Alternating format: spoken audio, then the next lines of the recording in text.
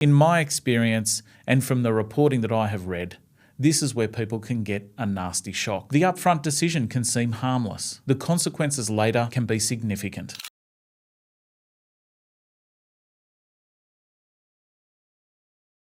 While I'm just a poor simple bean counter, when someone passes away, we are often among the first calls from the executors or lawyers working through the assets and liabilities of the estate. We see in the flesh just how important effective estate planning is. You're considering who should act in what capacity, and this can be a very sensitive area. Often, these decisions being made at a time when people are older, unwell, or under pressure, and we know that family dynamics are not usually straightforward. In those situations, it's understandable that people may look for what appears to be a simple, neutral, and official option. There has been recent press about the costs and benefits of using a state government guardian to manage an estate. Based on the articles I have read and based on the interactions that I have seen personally over the many years, I do think that this is an area where people should sit down, slow down, ask some pretty detailed questions, and make sure they properly understand the fees,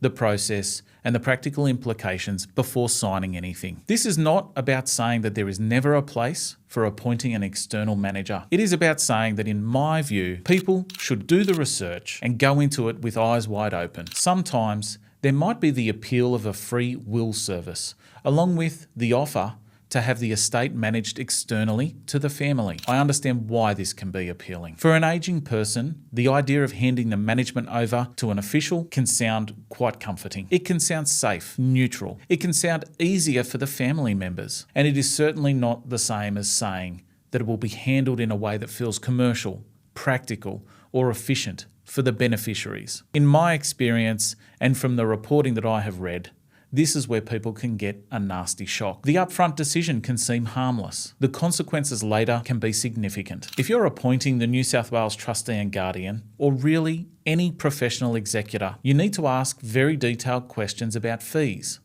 Ask, how are the fees calculated? Are they percentage based? What assets do they apply to? Are there property related charges? What happens if the estate takes longer than expected? What is the likely total cost in dollars? Not just percentages, because the percentages can sound small, but when you apply them to a standard estate today, a house, savings, it often adds up to a decent sized estate, and the numbers can rise very quickly. And that is the issue. Older people out there are getting their wills done, and they are often not comparing the decision against an alternative such as a family member, if that's possible. The second major issue is not just about the cost. It's about efficiency. Based on the interactions that I have seen over the years, and once again read more recently, it does not appear that this area has improved enough. It still seems slow, it still seems cumbersome, and it seems lacking in commercial reality. And the beneficiaries are the ones who have to wait or suffer the cost. It really matters. These estates are not just paperwork. The important thing here is the people, the beneficiaries, who are often also grieving the loss of a family member. There are houses to maintain, assets to sell,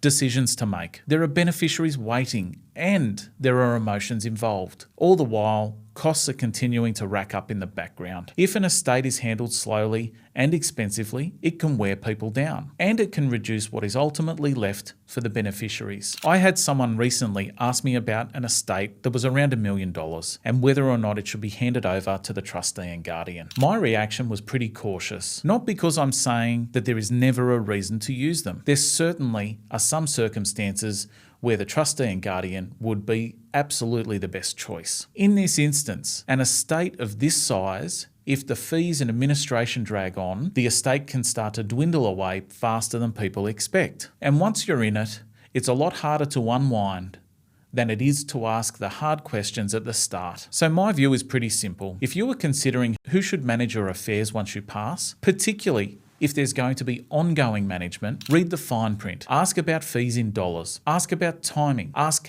how the estate will be managed. Ask what the realistic total cost could be.